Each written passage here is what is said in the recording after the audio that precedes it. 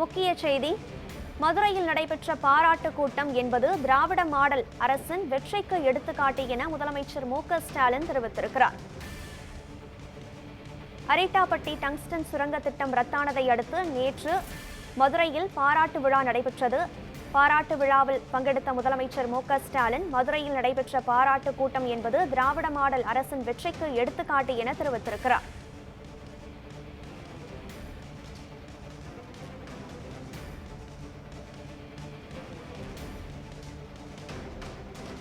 மக்களின் உரிமைக்காக இன்றும் என்றும் துணை நிற்கின்ற மாபெரும் இயக்கம்தான் திமுக என்று முதலமைச்சர் மு.க.ஸ்டாலின் தெரிவித்திருக்கிறார்.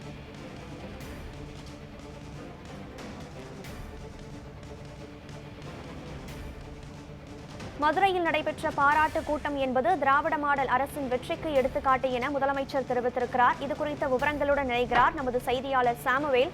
சாமுவேல், வணக்கம். திராவிட மாடல் அரசின் மகத்தான வெற்றி நேற்று நடந்த பாராட்டு கூட்டம் என முதலமைச்சர் தெரிவித்திருக்கிறார். இது குறித்த முழு விவரங்களையும் பதிவு செய்யுங்கள்.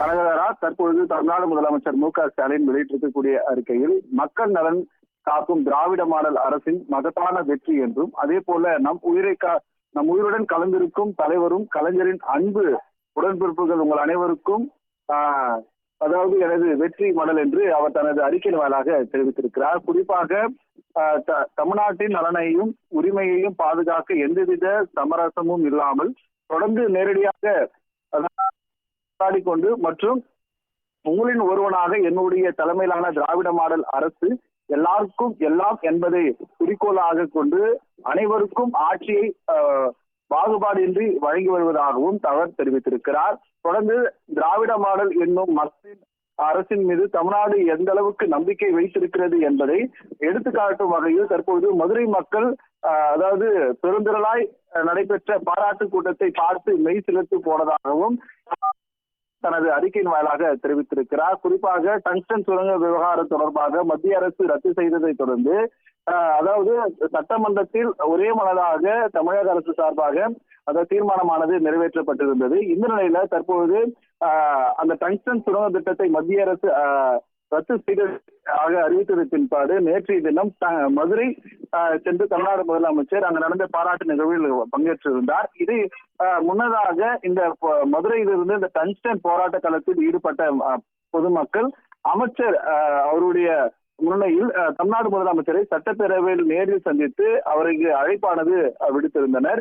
இந்த நிலையில அந்த அழைப்பை ஏற்ற தமிழ்நாடு முதலமைச்சர் நேற்றைய தினம் அந்த மதுரை சென்று அந்த மக்களுக்கு அந்த அளித்த பாராட்டு நிகழ்வு பங்கு பெற்றது குறித்து இந்த அறிக்கையின் வாயில் தெரிவித்திருக்கிறார். இது மட்டும் இல்லாமல் தற்போது திராவிட மாடல் ஆட்சி பொறுப்பேற்றதிலிருந்து அதாவது பல்வேறு திட்டங்களையும் சமரசமின்றி அவர் செய்து வருவதாகவும், இது திராவிட மாடல் ஆட்சி தற்போது மக்களின் ஆட்சியாக உள்ளதாக தமிழ்நாடு முதல்வர் தனது அறிக்கையின் வாயிலாக தெரிவித்திருக்கிறார். அனைத்து கட்சிகளுக்கும் ஒரு மனிதாக அதாவது குரலில் சட்டத்தில் நிறைவேற்று மற்றும் தீர்மானமும் திராவிட மாடல் அரசின் ஆதரவு நடைபெற்ற மாபெரும் மக்கள் பேரணி அதாவது ஒன்றிய பாஜக அரசை பணிய செய்தது என்று அவர் இந்த டங்ஸ்டன் கனிம அதாவது ஏலத்திற்கான முறையை கைவிட்டதாக அவர் தனது அறிக்கை வாயிலாக தெரிவித்திருக்கிறார். இது மட்டும் இல்லாமல் இரும்பின் தொன்மை என 5300 ஆண்டுகளுக்கு முன்பதாக தமிழகத்திலிருந்தான் அந்த இரும்பு துவங்கப்பட்டது என்ற அந்த